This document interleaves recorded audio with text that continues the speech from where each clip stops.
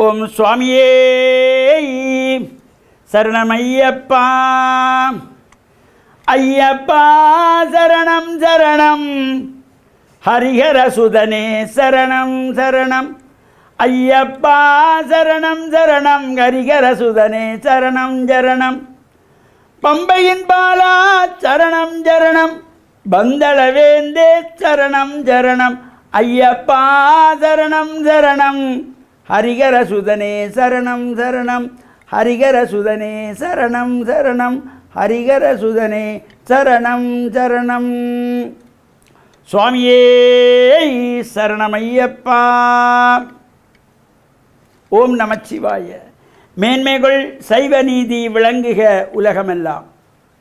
நோயற்ற வாழ்வே குறைவற்ற செல்வம்.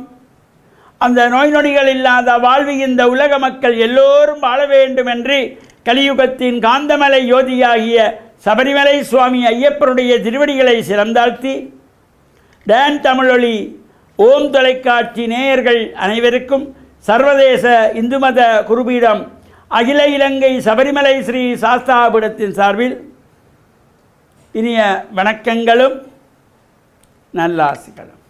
என்றும் மங்களகரமான விஸ்வாவசு வருஷம் கார்த்திகை மாதம் 2ஆம் நாள் 18/11/2025 செவ்வாய்க்கிழமை. இன்று மலர்ந்திருக்கின்ற இன்றைய பொழுதும் நம் எல்லோருடைய வாழ்விலும் எல்லா விதமான சிறப்புகள் வெற்றிகள் கிடைக்க வேண்டும் என்று இறைவனை பிரார்த்தித்து, இப்பொழுது சபரிமலை சுவாமி ஐயப்பனுடைய விரதம் ஆரம்பமாகி அகில இலங்கை சபரிமலை சாஸ்தாபீடத்தினாலே இந்த மகரஜோதி பெருவிழா என்கின்ற சிறப்போடு கூடியதாக ஆரம்பிக்கப்பட்டது.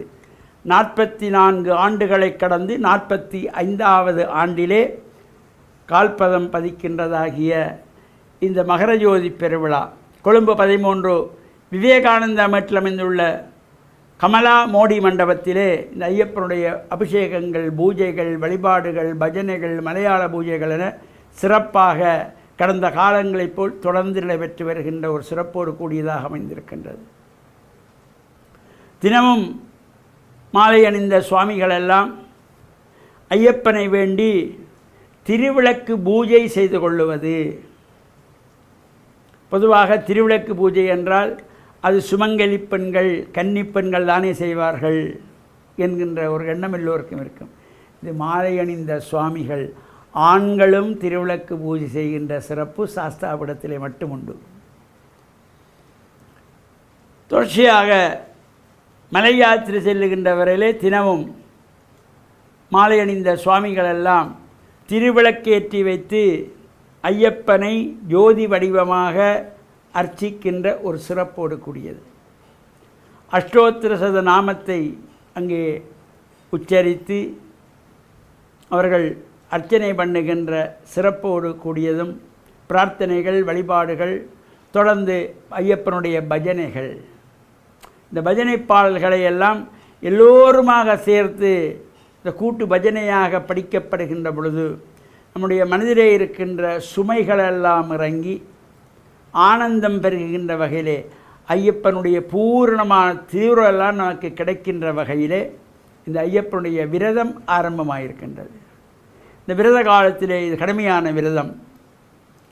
காமம், குரோதம், லோபம், மோகம், மதம், ஆச்சரியம் என்கின்ற தீயவையெல்லாம் அறவே அகன்று நல்ல எண்ணங்கள், நல்ல சிந்தனைகள், பரோபகாரமான எண்ணங்களோடு அன்பாக, பணிவாக, பக்குவமாக, அடக்கமாக இந்த மாலை அணிந்த சுவாமிகளெல்லாம் ஏனையவர்களினாலே சுவாமி என்று அழைக்கப்படுகின்ற ஒரு சிறப்பு.